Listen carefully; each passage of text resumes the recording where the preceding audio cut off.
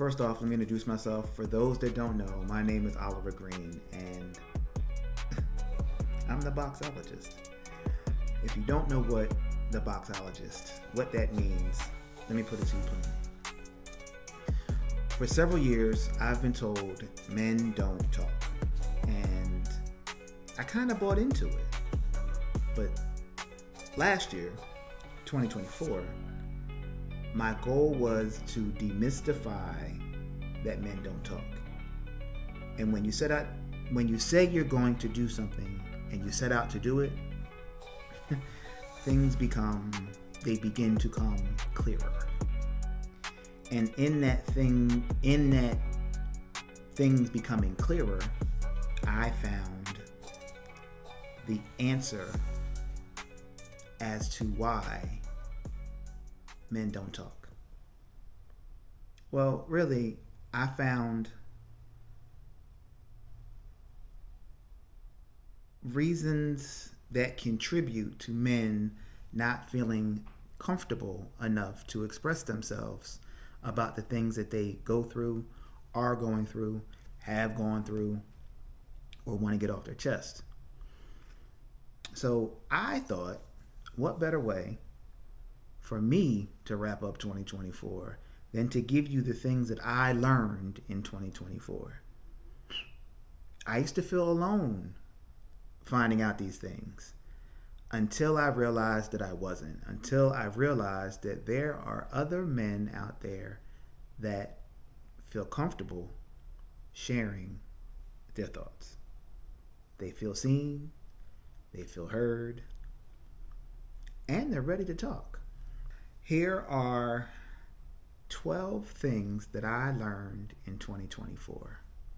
Number one, just because they don't care about what you like doesn't mean that they don't care about you. This was a big one for me because I like to run. So I think if you like me, you like, and as I say it, not necessarily that you like running, but you like to support me in what it is that I do. That was so far from the truth. Number two, I had to realize that people were different. It wasn't a deep one. People are different. They're not like me. I'm not like them. We're not like each other. We may like the same things, but different. Number three, understanding what I need and want will sometimes, or it has, put me in a box. Is that you? Is the question. Have you realized your wants and needs have put you in a place where you feel alone? It doesn't mean that you're a bad person. It doesn't mean that something's wrong. It just means that you understand what your wants and needs are. Number four, don't offer your time to people who are always late. They won't appreciate it. If you are working with, if you set up a meeting for, if they are always late, they're not going to appreciate your time. Trust me. Number five, don't get upset with them. They didn't ask for the comment or the time you offered. How many times have you offered a comment or offered your time to help somebody and they just didn't appreciate it? Was it that they didn't appreciate it, or was it that they didn't appreciate it the way that you wanted them to appreciate your comment or time? Number six. Before I speak from the heart, I had to do a couple things. And one of those things was I had to begin to ask, do you have the capacity to listen and respond? Because a lot of times I would offer my unsolicited comments, but that's not what they asked for. And because that's not what they asked for, they didn't receive it. And who got frustrated? Me. I was the one that got frustrated. Me and me alone. Number 7. Just because you show up for them doesn't mean they'll show up for you. And it's by no fault of theirs. You just expected them to do what it is that you've done for them. Seems natural, right? But guess what? It's not. Number 8. Asking for help is not a sign of weakness. I've realized I haven't asked because I didn't want to be disappointed. Don't ask, won't get disappointed. And then I went at it alone. Didn't always have to be alone, but because I didn't want to ask for help, I was. Number 9.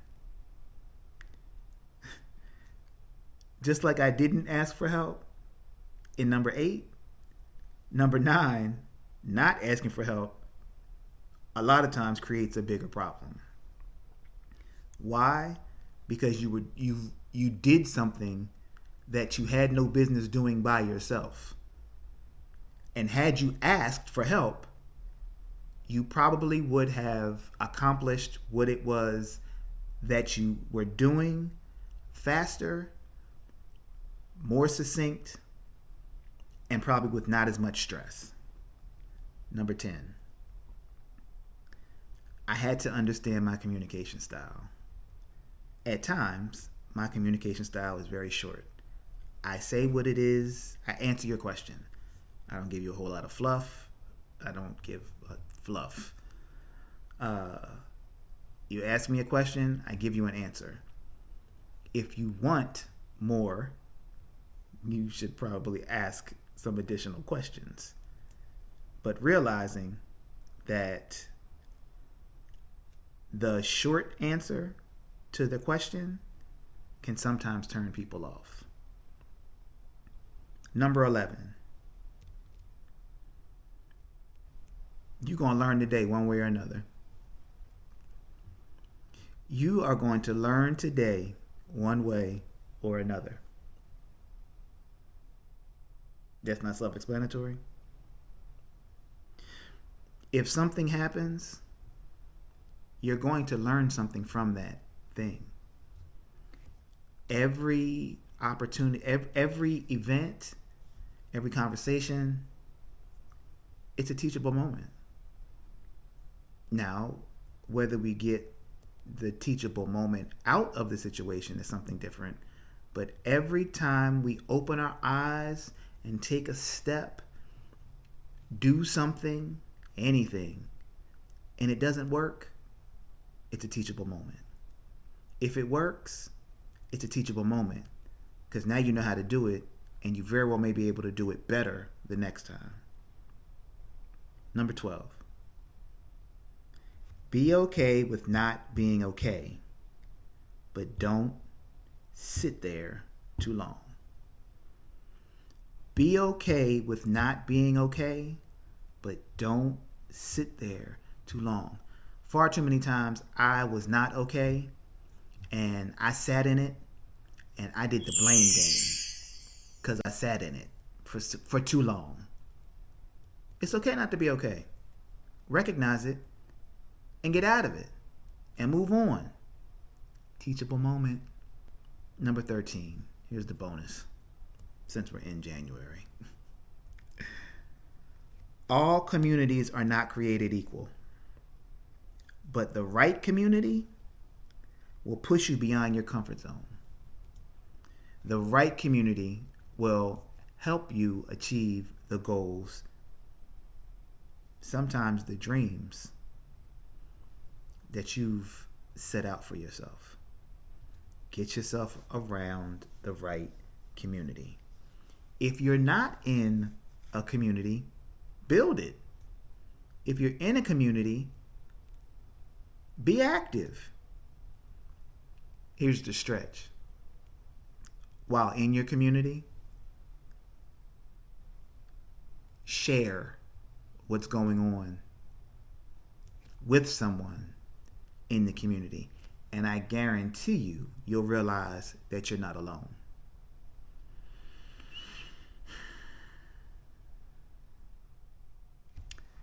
I was listening to a podcast, and one of the things that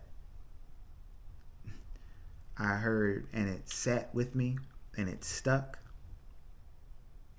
I want to read it word for word. You got to be okay with forward, even when forward doesn't look forward to everyone else. Breathe. Let it sink in.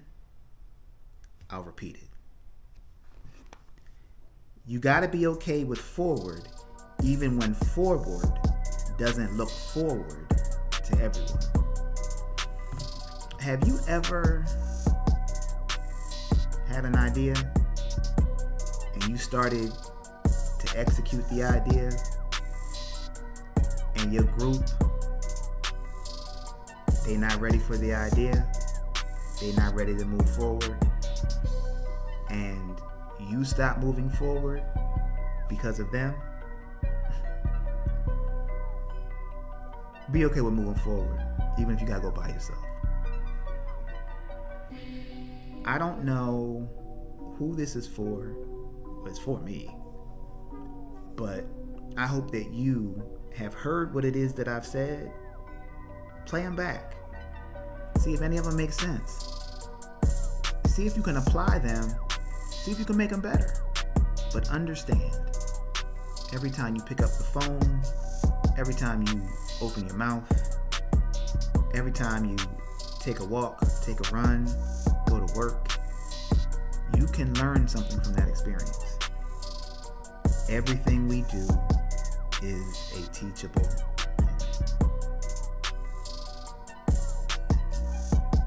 I want you to be okay with who you are and take some time. I know you've heard it before. Take some time to get to know who you are. Take some time to get to know what makes you tick. Take some time to figure out what your why is. When you figure out your why, and you really, really figure out your why, like you dumb it down to the simplest, and that why should push you every time you move towards the goal. If it doesn't, it may not be your why. That's a different topic for a different video. But 2025 is here, and you see in the background some of my goals. Get yourself around people that are going to make sure that you achieve what it is that you said you wanted to achieve, especially in those moments when you don't feel like going after it. That's all I got. Again, I want you to have the most prosperous 2025. Let's get after it.